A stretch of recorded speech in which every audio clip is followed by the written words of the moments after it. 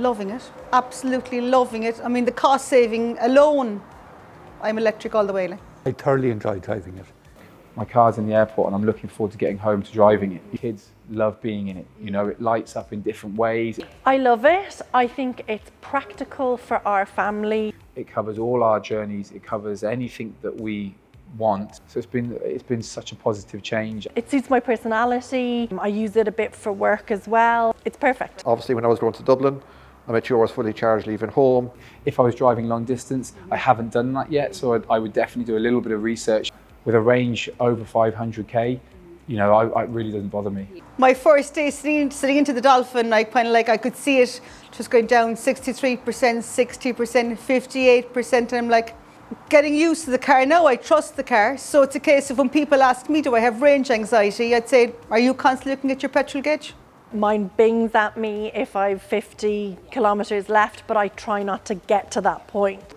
I wouldn't say range anxiety, I was very conscious about kind of watching it. The worst I've ever got was 489, and the best I've got so far was 519, and that was during the winter.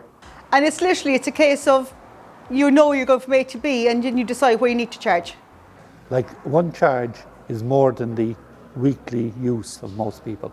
But I also find on the fast chargers, it's so quick. 20 minutes and you're back up again. You stop, go to the toilet, grab a coffee. The charging other than on the motorway is slow.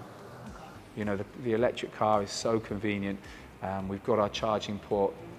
We're able to charge both cars, my wife and my car, with no issue. And literally pulled in there for half an hour, went in with 20-something% and came out at over 80. The computer in the car does all the research for you. If you're going on a trip and you haven't got enough, you type in your home address and it says you don't have enough. Here is where you stop. Like last minute stuff, it is just a matter of finding a fast charger and running in for 15 minutes if you need it. So like buying your petrol or diesel, you watch out for your prices to know what network suits you.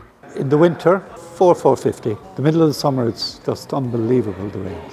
I'm getting about well over 550 at the moment. I'm getting on average about 500 kilometres to a full charge. If it was in the middle of summer, I'd do Cork Dublin return without charging. The least I've got is 415, and the most I've actually got is 440 kilometres to a charge. I'm waiting for the one that's beside us, the 7-seater one, to come down in price as a second hand, because I am going to get one. I think if you were buying it from a dealer, then I would think you're covered with some sort of warranty then, so no, it wouldn't bother me. Like you buy any other car, do with the service history and the history of the car and the mileage, and if there's any outstanding warranty on it. I wouldn't be worried about battery life of my vehicle. There's an 8-year warranty. My wife has an electric car, I have an electric car. It does feel that we are making a very small difference. When I'm driving around, I'm doing my little bit for the environment. I suppose, yes, sustainability is an issue, but it was mainly through cost that I changed. I'm not trying to save the world. I just love the whole idea of them, and they're lovely to drive. When you see with global warming and everything, it probably is the way to go. I've saved €198 so far from January to date. And I reckon a full tank of diesel would get you about 1,000 kilometres, would have been over €100. I reckon I'm getting 1,000 kilometres for about €67. Since January to April, I've saved €388 on running costs alone. Moving across from a diesel car to an electric car, I can categorically say now that I will not be going back. Definitely 100%. I don't think I'd ever go back to petrol. Think about the functionality first, do your research, what car are you looking to get. So maybe currently, if you're doing a lot of long distance driving, EVs may not be suitable for you. The only people that I think shouldn't buy it are people in apartments. Because somebody asked me at work a few weeks ago, why would you buy electric vehicle? Do you think I should buy electric vehicle? I didn't have to think about it. I said, yeah, definitely go for electric.